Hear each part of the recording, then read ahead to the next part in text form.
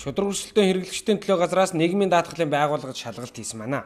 Ингээд нэлээд хэдэн зөрчил илэрсэн бөгөөд тэтгэвэр тэтгэмж олгох үйлчилгээний чанар хангалтгүй, тэтгэврийн даатгалын шимтгэлийн нэрийн дансны тухай хуулийг хэрэгжүүлээгүй.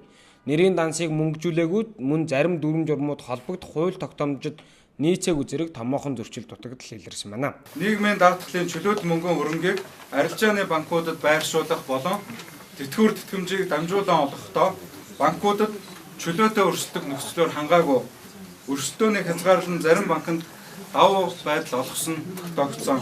Тухайлбал нийгмийн даатгалын тэтгэвэр тэтгэмжийг банкар дамжуулан олгох үйлчилгээний 45 гаруй хувийг дангаар гүйцэтгэх Хаан банкнд нийт хадгаламжийн 2.3% байршуулсан байхад Капитал банкнд 35.7% байршуулсан байна.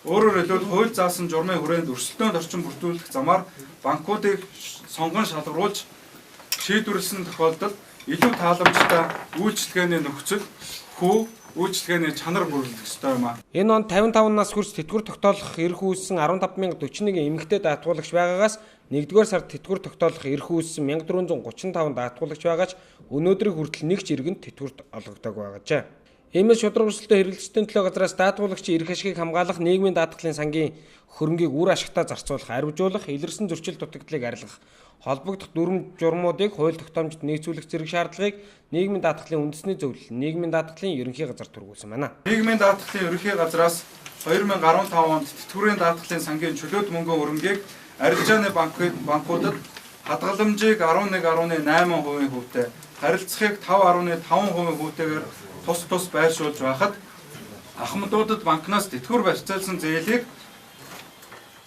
сарын 1.5%, жилийн дунджаар 18% хүүтэйгээр авч байна. Мөн банкнд сангийн чөлөөт үлдэгдлийг хадгаламж харилцах хэлбэрээр байршуулахдаа тэтгэврийн зөөлхүү шимтгэл үйлчилгээний нөхцөлийн талаар илүү тааламжтай нөхцөл санал болгосон арилжааны банктай хамтран ажиллах, тэтгэвэр авагчдад банкар дамжуулан өндөр хүү шимтгэлтэйгээр зээл болгож байгаа байдлыг цаашид өөрчилж илүү тааламжтай шинэ бүтээгдэхүүн үйлчилгээ бий болгох асуудлыг судлан шийдвэрлэх нь зүйтэй гэж үзжээ.